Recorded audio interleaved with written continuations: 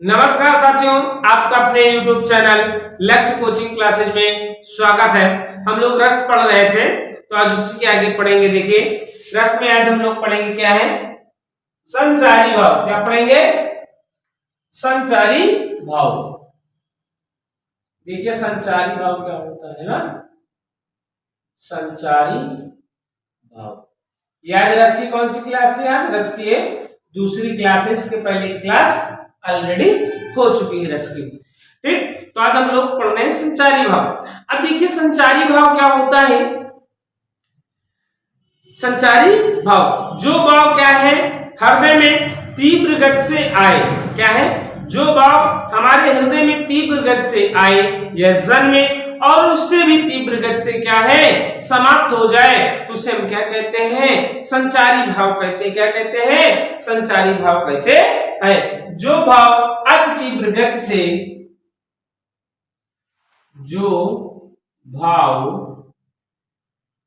अति तीव्र गति से, अति तीव्र गति से आए। क्या है?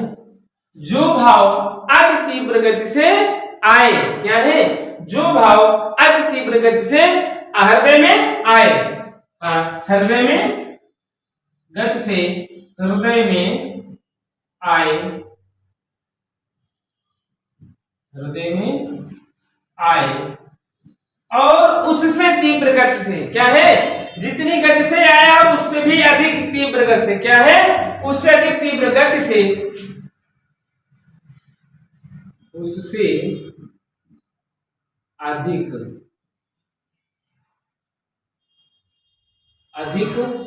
तीव्र गति से, तीव्र गति से समाप्त हो जाए। क्या हो जाए? समाप्त हो जाए, तो उसे संचारी भाव कहते हैं। क्या कहते हैं? संचारी भाव कहते हैं, है ना? क्या कहते हैं? संचारी भाव कहते हैं। संचारी भाव कहते हैं। देखिए क्या है, जो भाव अति तीव्र गति से हमारे हृदय में आए और उससे भी ज्यादा तीव्र गति से क्या है, समाप्त हो जाए, तो उसे हम क्या कहते हैं? संचारी भाव कहते हैं। क्या कहते हैं? संचारी भाव कहते हैं। और संचारी भाव की संख्या 33 होती है। क्या है? संचारी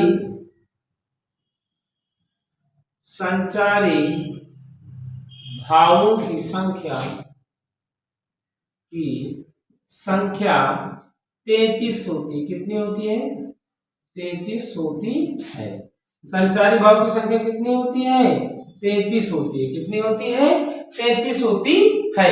और देखो, जो 34वां संचारी भाव वो छल संचारी भाव। क्या है? 34 नंबर का आपका जो है 34वां संस्कृत में चल संचारी भाव का उल्लेख 34वां में, देखो 34वां जो संचारी भाव है, इसका संस्कृत में क्या है? संस्कृत में छल संचारी भाव, छल संचारी भाव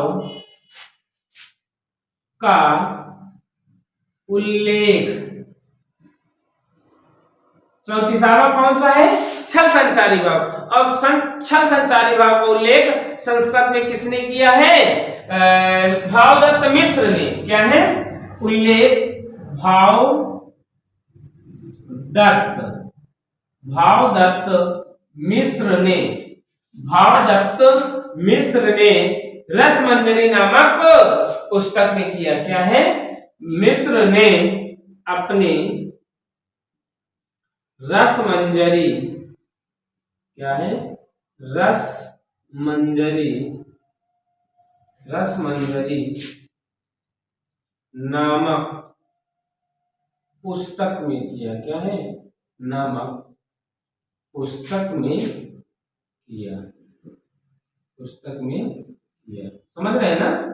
क्या है जो 34वां संचारी भाव है, वो छह संचारी भाव, और इसका संस्कृत में उल्लेख किसने किया? भावदत्त मिश्र ने अपनी रसमंजरी नामक पुस्तक में किया है। और देखो इसका हिंदी में क्या है, हिंदी में छह संचारी भाव का उल्लेख देव कवि ने किया था। हिंदी में छल संचारी भाव, छल संचारी भाव का उल्लेख, देव कवि ने किया था। कौन से कवि ने किया था? देव कवि ने किया था। किसने किया था? देव कवि ने किया था। समझ रहे हैं ना? किसने किया था? देव कवि ने किया था। और देखिए 35वां जो है आपका है संचारी भाव चकपकाहट। 35वां संचारी भाव चकपकाहट। कौन सा है? चकपकाहट। जी आपका क्या है? 35वां है। 35वां जो है संचारी भाव कौन सा है? चकपकाहट। कौन सा है?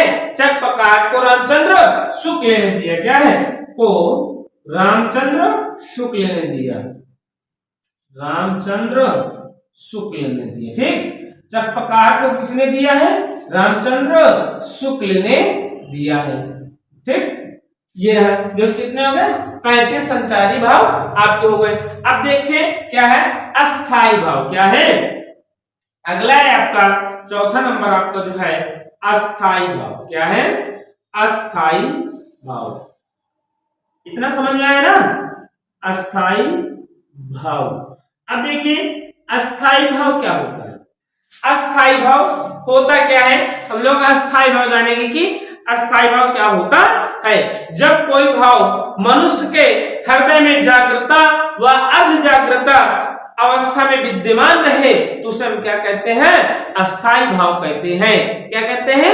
अस्थाई भाव कहते हैं। क्या? जब कोई भाव मनुष्य के हृदय में जागृता व अर्ध जागृता की अवस्था में विद्यमान रहता है तो उसको हम क्या कहते हैं? अस्थाई भाव कहते हैं। क्या कहते हैं? अस्थाई भाव कहते हैं। जब कोई भाव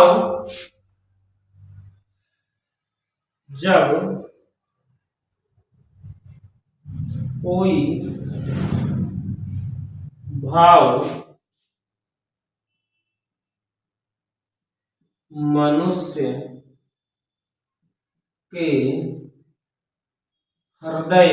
के हृदय में जागृता व अर्ध जागृता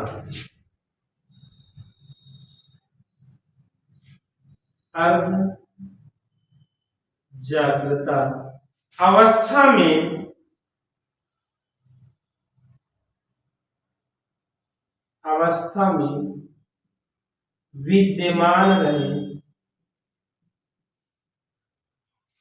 विद्यमान रहे तो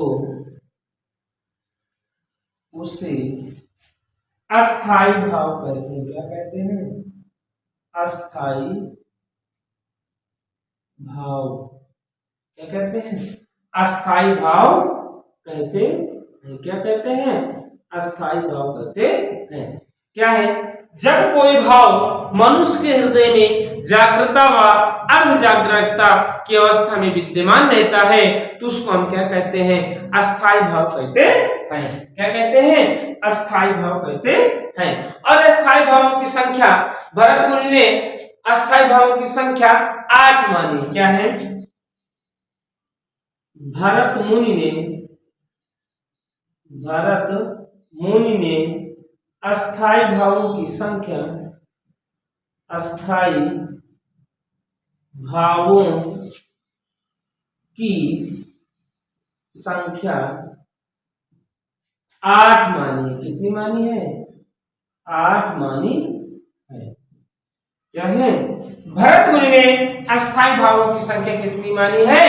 8 मानी है। भरत मुनि ने अस्थाई भावों की संख्या कितनी मानी है? 8 मानी है। और अगर क्वेश्चन आ जाए कि हिंदी में अस्थाई भावों की संख्या कितनी होती है, तो हिंदी में अस्थाई भावों की संख्या 9 होती है। कितनी होती है? 9 होती है। चलिए इसको नोट कर लीजिए, फिर इसको क्या करते हैं, पेश करते हैं ना। चलिए स्क्रीनशॉट ले चुके होंगे, ठीक। अगर पूछ ले क्वेश्चन कि हिंदी में अस्थाई भावों की संख्या कितनी होती है, तो हिंदी में अस्थाई भावों की संख्या 8 होती है। कितनी होती है? 8। और सॉरी, हाँ, हिंदी में अस्थाई भावों की संख्या 9 होती है और भरत मुनि के अनुसार कितनी होती है? 8 होते हैं। भरत मुनि के अनुसार पूछेगा तो 8 होती है, और केवल पूछे कि हिंदी में अस्थाई भावों की संख्या बताइए, तो हिंदी में अस्थाई भावों की संख्या 9 होती है। अगर पूछ ले कुल स्थायी भाव कितने होते हैं, कुल अस्थाई भाव, कुल अस्थाई भाव 11 होते हैं। कितने होते हैं? 11 होते हैं। अगर कुल पूछ ले, ना हिंदी पूछे, ना हिंदी कहे, ना भरत मुनि कहे, तो आपके कुल अस्थाई भाव 11 होते। कितने होते हैं? 11 होते हैं। कुल स्थायी भाव कितने होते हैं? 11 होते हैं। अब देखो क्या है, क्रम संख्या और रस और अस्थाई भाव। इधर डालना क्या है? क्रम संख्या, फिर आपका क्या है? रस, फिर आपका क्या है? अस्थाई भाव। क्या है? अस्थाई भाव, है ना। अब देखिए क्रम संख्या में पहले नंबर में आपका कौन सा रस है? आपका श्रृंगार रस। क्या है? श्रृंगार रस।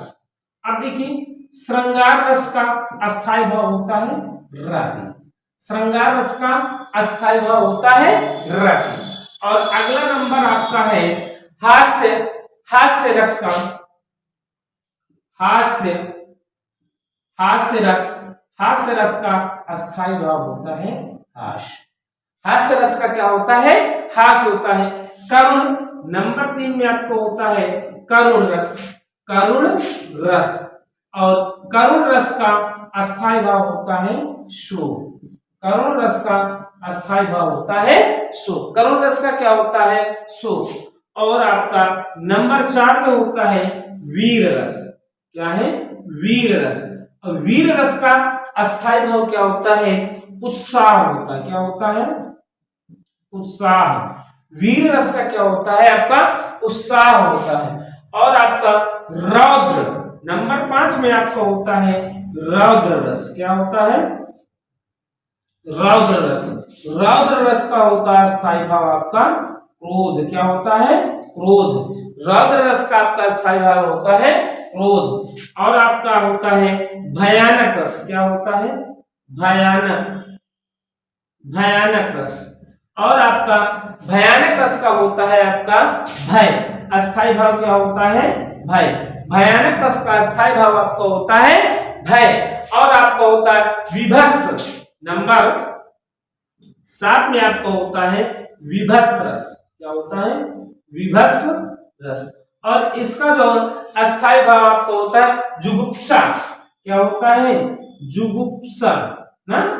क्या होता है? जुगुप्सा। विभत्स रस का अस्थाई भाव क्या होता है? जुगुप्सा। क्या होता है? जुगुप्सा।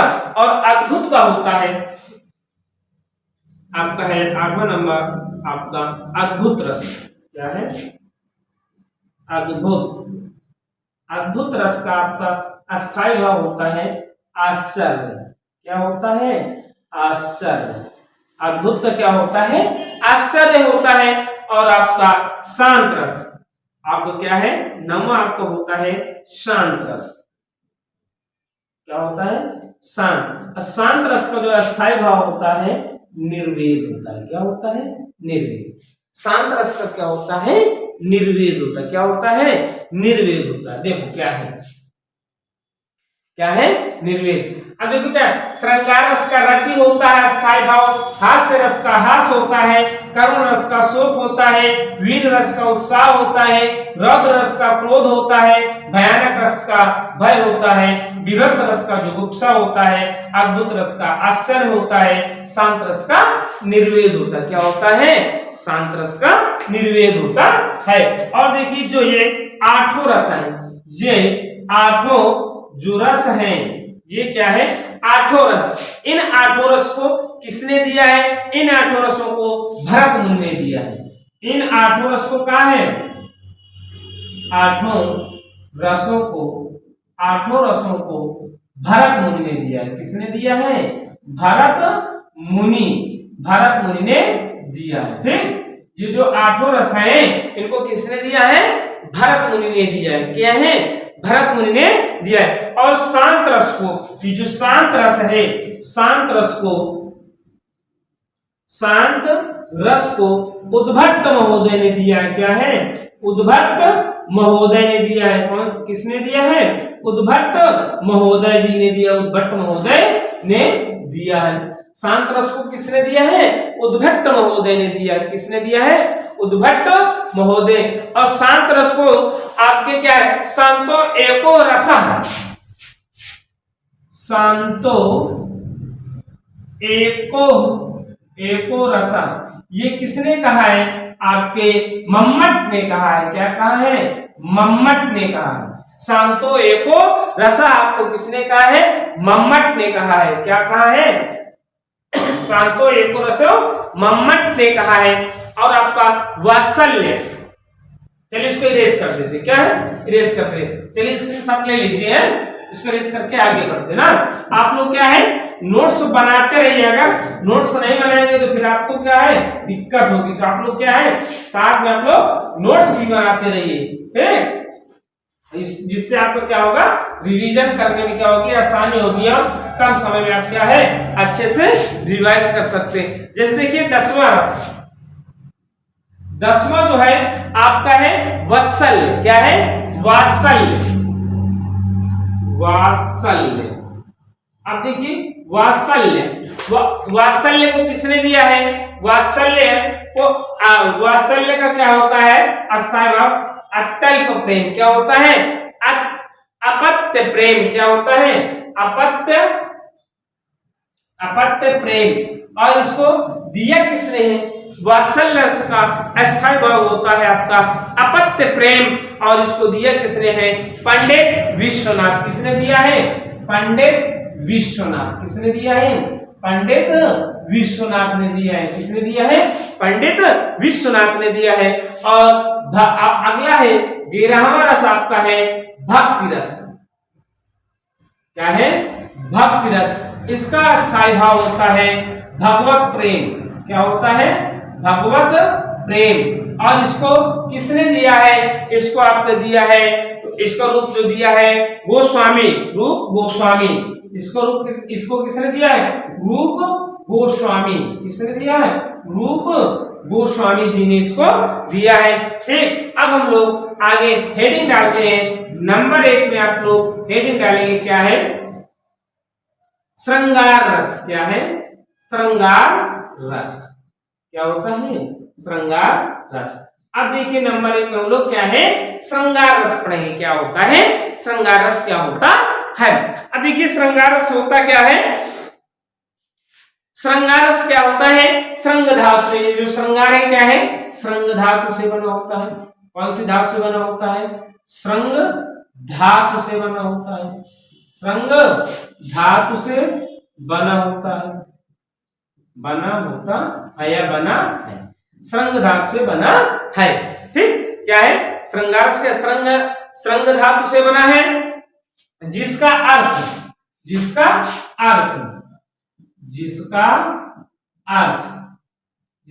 क्या होता है, कामोद्रेक। क्या होता है, कामोद्रेक।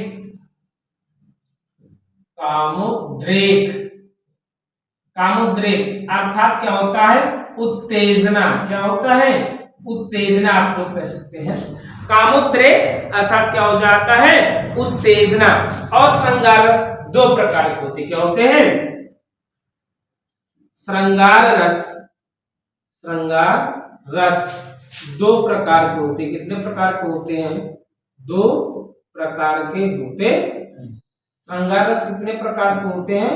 दो प्रकार के होते हैं। कितने प्रकार के होते हैं? दो प्रकार के होते हैं। नंबर एक पर होता है आपका संयोग श्रृंगार। क्या होता है?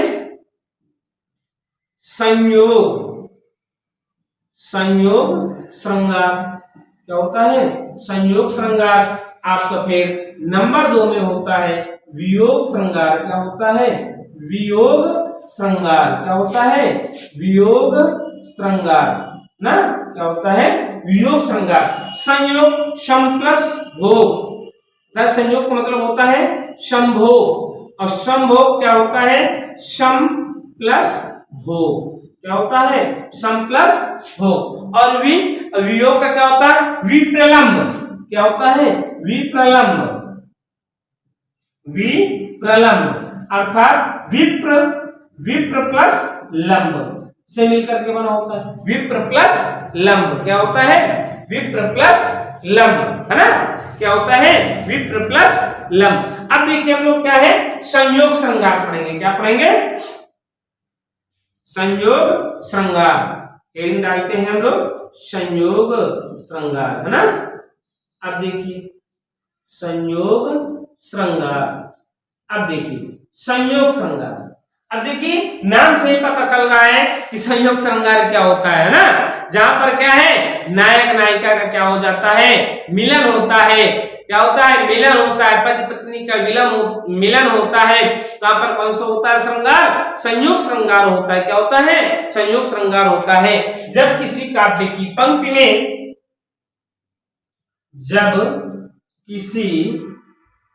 जब किसी काव्य की पंक्ति में, जब किसी काव्य की पंक्ति में क्या है? नायक नायिका, नायक नायिका, नायक नायिका, प्रेमी प्रेमिका, प्रेमी प्रेमिका, पति पत्नी, पति पत्नी। ठीक, क्या है? नायक नायिका, प्रेमी प्रेमिका, पति पत्नी, है ना। एक दूसरे को परस्पर देखें, एक दूसरे को परस्पर देखें, आलिंगन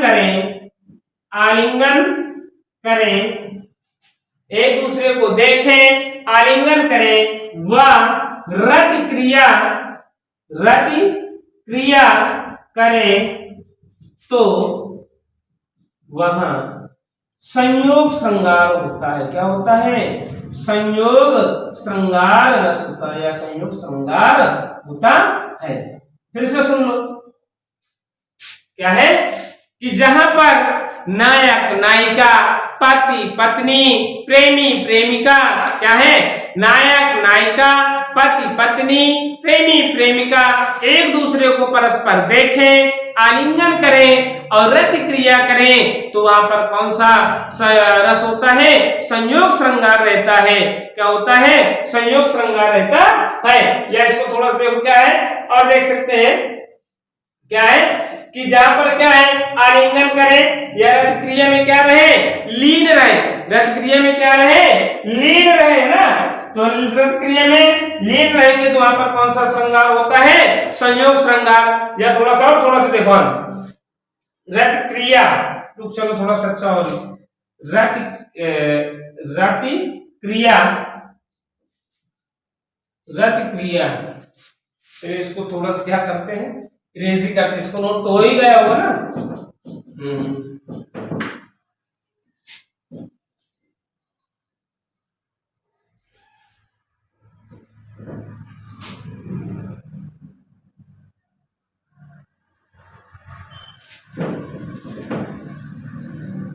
क्या है?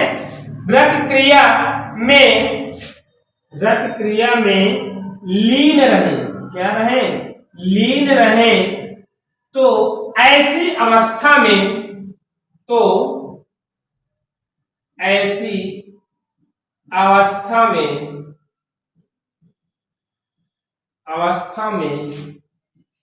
हृदय में जो भाव जन्म लेता है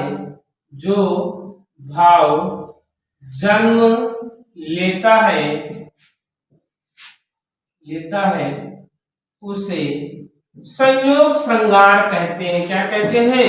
उसे संयोग श्रृंगार कहते हैं। क्या कहते हैं? संयोग श्रृंगार कहते हैं ना। समझ में आया कि नहीं? जब किसी काव्य की पंक्ति में नायक नायिका, प्रेमी प्रेमिका, पति पत्नी रत क्रिया आलिंगन में क्या रहे, एक दूसरे को परस्पर देखें, रत क्रिया और आलिंगन में लीन रहे, तो ऐसी अवस्था में जो हमारे यहाँ हृदय में जो भाव उठता है उसको हम क्या कहते हैं? संयोग श्रृंगार कहते हैं। क्या कहते हैं? संयोग श्रृंगार कहते हैं। जैसे देखो क्या है? जैसे कहत नटत रिजत झिझक, कहत नटत रिझत, कहत नटत रिझत, कहत नटत रिझत झिझत,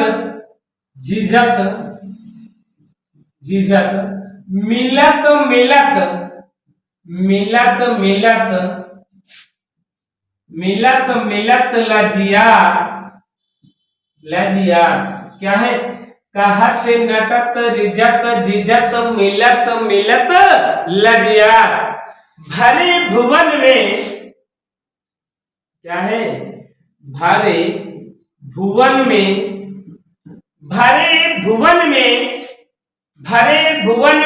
करतु है नैनन से,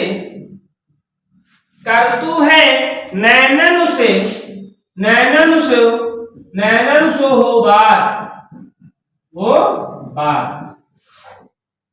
अब देखिए क्या है, बहुत अच्छी पंक्ति है।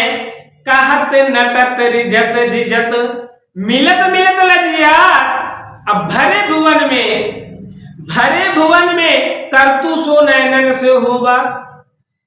मान लीजिए कोई सभा चल रही है, कोई भी फंक्शन है या शादी विवाह का कोई कार्यक्रम है, कोई भी कार्यक्रम है, ठीक? वहां पे सभी लोग, अतिथि लोग, मित्र सभी लोग क्या है? प्रेमी प्रेमिका आए हुए हैं, सभी लोग बढ़िया अच्छा से कार्यक्रम चल रहा है। वहीं पे क्या आ जाते हैं? प्रेमी और प्रेमिका आ जाते हैं। और देखो क्या है, दोनों क्या है? कहत नटत रिजत झिझत मिलत लजिया। मतलब क्या है? एक दूसरे से क्या है? मिलने में शर्मा रहे हैं, मिलने में क्या है? शर्म कर रहे हैं, झिझक रहे हैं कि कोई देख न ले। क्या है? एक दूसरे से मिलने के लिए क्या है? शर्मा रहे हैं, डर रहे हैं कि कोई देख न ले। क्या है? भरे भुवन में करतु सो नैनन से बात, अर्थात उस भरी समाज में, उस भरे हुए भवन में क्या है? प्रेमी और प्रेमिकाओं की नैनों से नैने, आंखों से आंखें जैसे मिली और आंखों में क्या हो जाती है? पूरी सारी बात हो जाती है। तो ये क्या है? कहत नटत रिझत झिझत मिलत लजिया। भरे भुवन में नैनन से हो बात। समझ रहे हैं ना? ये मतलब एक दूसरे से क्या मिलने में झिझक रहे हैं, शर्मा रहे हैं, डर रहे हैं, लेकिन क्या जैसे ही आंखों से आंखें मिली, आंखों से आंखें, इशारों पूरी क्या हो जाती है? बातें हो जाती हैं, है ना?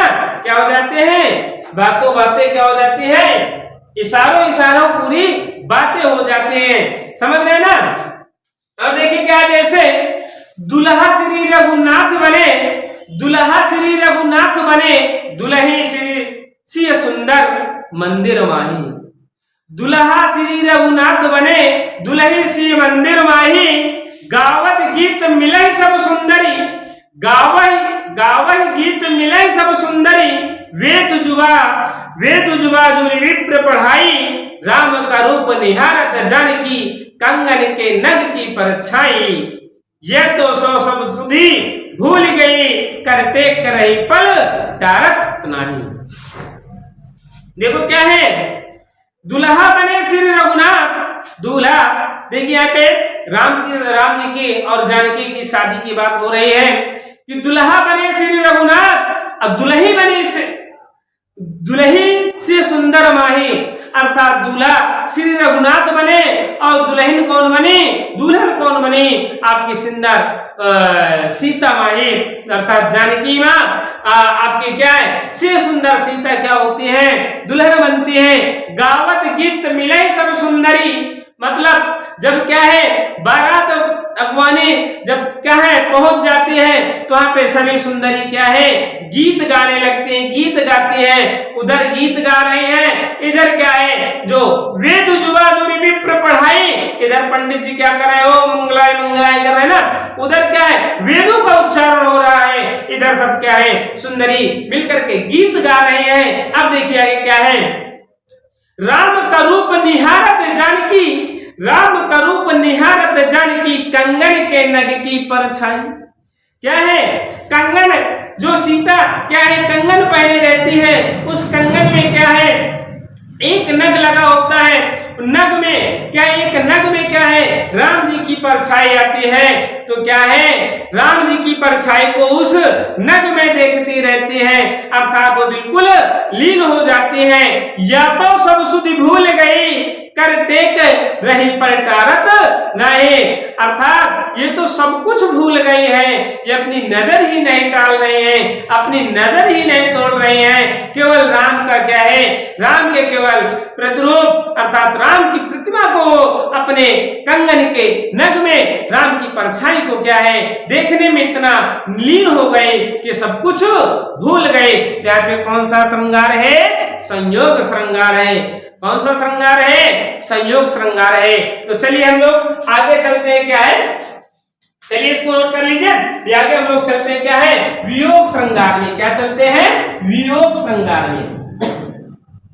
संयोग श्रृंगार समझ में आया ना, जहां पर नायक नायिका पति पत्नी प्रेमी प्रेमिका आपस में परस्पर एक दूसरे को देखें, आलिंगन करें, रत क्रिया करें, तो वहां पर कौन सा श्रृंगार होता है, संयोग श्रृंगार होता है। अर्थात कह सकते हो जहां पर नायक नायिका प्रेमी प्रेमिका पति पत्नी का मिलन होता है, वहां पर कौन सा होता है, संयोग श्रृंगार होता है। कौन सा होता है, संयोग श्रृंगार होता है। अब नंबर 2 में हम लोग चलते हैं वियोग श्रृंगार में, क्या है वियोग श्रृंगार में ना, कौन सा है वियोग श्रृंगार। अब देखिए भाई संयोग श्रृंगार में क्या होता है, नायक नायिका का मिलन होता है, और वियोग श्रृंगार में क्या होता है, जब किसी काव्य की पंक्ति में जब किसी काव्य की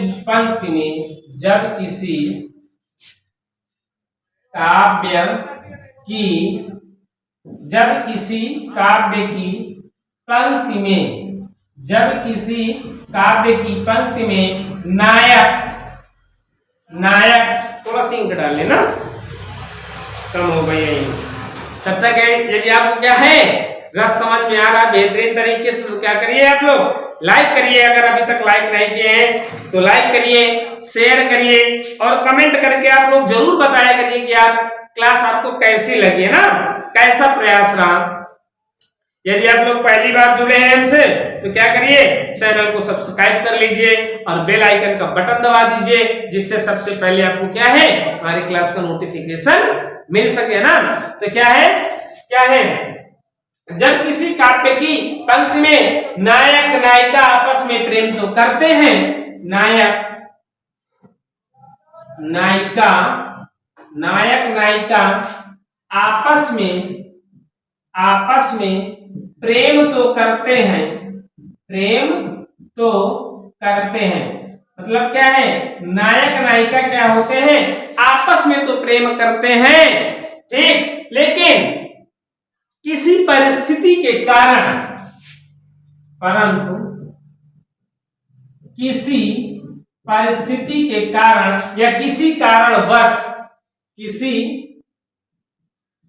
कारणवश, ठीक, या किसी परिस्थिति के कारण या कोई भी कारण है, कारणवश क्या है, दोनों एक दूसरे से अलग व दूर हो,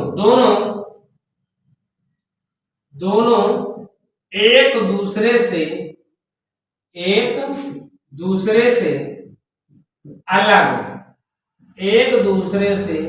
अलग व दूर हो, क्या हो, अलग व दूर हो, परंतु क्या है, मिलने की संभावना बची रहे, परंतु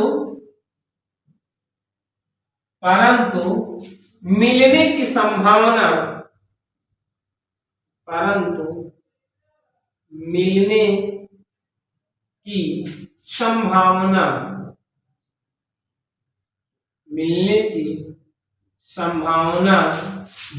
बची रहे, क्या रहे, बची रहे, परंतु क्या है, मिलने की संभावना क्या है, बची रहे, तो वहां क्या होगा, वियोग श्रृंगार होगा, तो वहां वियोग श्रृंगार होगा। कौन सा होगा, वियोग श्रृंगार होगा, कौन सा होगा, वियोग श्रृंगार होगा। समझ रहे ना, मतलब कि जब किसी काव्य की पंक्ति में नायक व नायिका, क्या है, नायक व नायिका आपस में तो प्रेम करते हैं, परंतु किसी कारणवश क्या हो जाते हैं, वो दूर व अलग रहते हैं, परंतु मिलने की संभावना क्या रहती है, बची रहती है। उनके हृदय में आस होती है कि यार आज हम दूर हैं, किसी न किसी दिन हम अपनी नायिका से जरूर मिलेंगे, और नायिका के भी मन में यह रहता है आज हम दूर हैं, लेकिन किसी न किसी दिन हम अपने नायक से जरूर मिलेंगे। तो जहां पर ऐसी संभावना, मिलने की संभावना बची रहती है, तो वहां पर कौन सा श्रृंगार होता है, वियोग श्रृंगार होता है। कौन सा श्रृंगार होता है, वियोग श्रृंगार होता है। जैसे क्या है, हे खग मृग हे मधुकर श्रेणी, तुम देख सीता मृग नैनी। क्या देखिए एग्जाम्पल, हे खग मृग, हे खग मृग हे मधुकर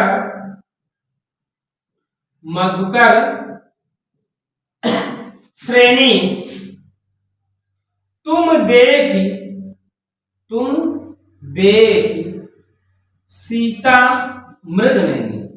सीता मृग नैनी।